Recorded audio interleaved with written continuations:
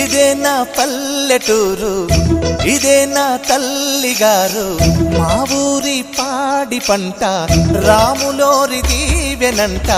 తల్లి గోదావరి నీళ్ళు కడిగ సీతమ్మ పాదాలు, ఊరంతా హాయ్ హాయ్ హాయ్, మనసంతా హాయ్ హాయ్ హాయ్.